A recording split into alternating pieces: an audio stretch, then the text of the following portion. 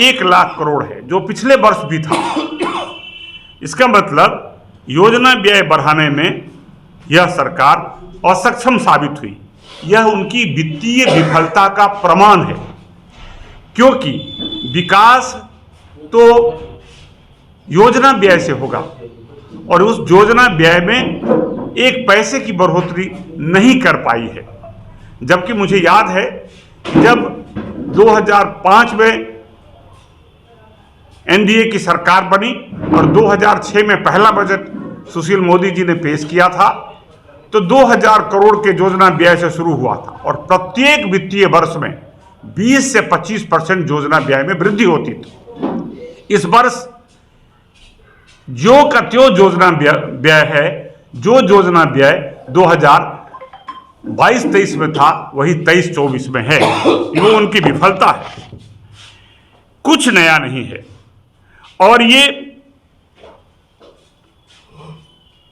Budget पूरी तरह केंद्र पर आश्रित बजट है।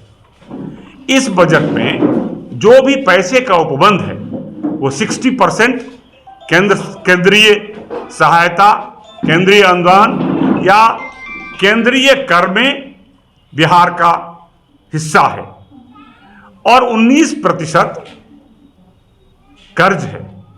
मात्र 21% उन्होंने राज्य की ओर से लगाने का अनुमान रखा है।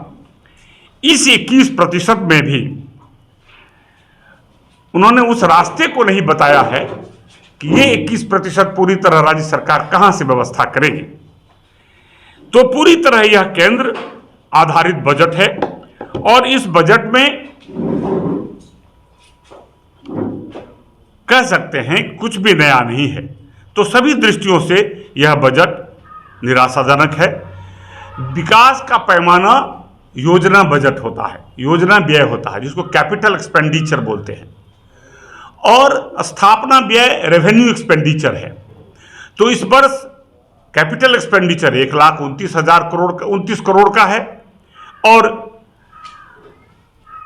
1,61,855 करोड़ का उनका स्थापना व्यय है। तो ये स्पष्ट है कि ये कुछ नयापन नहीं है। नीतीश कुमार या किसी को भी केंद्र सरकार का, बिहार सरकार को वर्तमान में केंद्र का शुक्रगुजार होना चाहिए कि उन्हीं की कृपा से ये बजट है और धन्यवाद देना चाहिए। ये जो 19% ऋण की भी बात है वो केंद्र के सहयोग से है। उसमें 13,000 करोड़ केंद्र सरकार इस बार ऋण के रूप में इन्हें दे रही है। तेजस्वी बड़ी बड़ी बातें करते थे और 10 लाख नौकरी देने की बात करते थे, लेकिन 10 लाख नौकरी देने की बात तो हवाई साबित हुई। इसमें तो कुछ भी नया नहीं है। इन्होंने जो बजट पेश किया इसमें कहा है कि हम 4 लाख की नौकरी, हम उन नौकरियों के बारे में चर्चा की है जो पिछले समय से लंबित है, जैसे शिक्षकों की बहाली, ये कर नहीं पाए। एनडीए सरकार ने जो रिक्रूटमेंट के लिए भेजा था 42,000 नौकरियों का 39,000 नौकरियों का बीपीएससी में, उसके रिजल्ट पर कोई इन्होंने जोर दिया है कि उसका रिजल्ट आएगा तो 40,000 करोड़ होगा। 75,000 ये बहाली करेंगे पुलिस का। ये तो हमारे समय के बजट में का प्रावधान किया गया था कि पुलिस को बढ़ाना है, तो नया क्या है। इस 40 के अतिरिक्त 6 लाख के लिए उन्होंने कहा है कि 6 लाख की नौकरी हम रोजगार के अवसर पैदा करेंगे।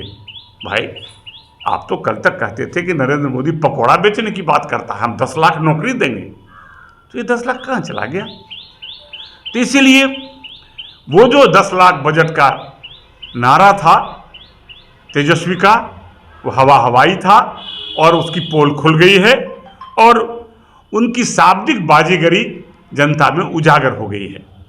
भारतीय जनता पार्टी बजट के इस विफलता के खिलाफ चुप नहीं बैठेगी, जनता में ले जाएगी और जनता में इस वर्तमान सरकार को बेनकाब करेगी कि ये जो कहती है उसके करने में कितना फर्क है। अब वह साबित हो गया कि पिछले दिन जो हमारे यहाँ नौकरी दी जा चुकी थी एनडीए सरकार में, उसकी नौकरी को बांट करके इन्होंने आईवास करने का काम किया, तो बजट भी एक तरह का आईवास है। इसलिए ये बजट गरीब विरोधी है, रोजगार के विरोधी है। जो बिहार की 32% नौजवान जो आशा लगाए थे कि 10 लाख सरकारी नौकरी की वैकेंसी होगी, उन्हें निराशा हाथ लगी है। इसलिए यह बजट पूरी तरह निराशाजनक है। 50 रुपये पर सिलेंडर की कीमत की बढ़ोतरी की गई है। केंद्र सरकार का ये कैसा तोहफा है?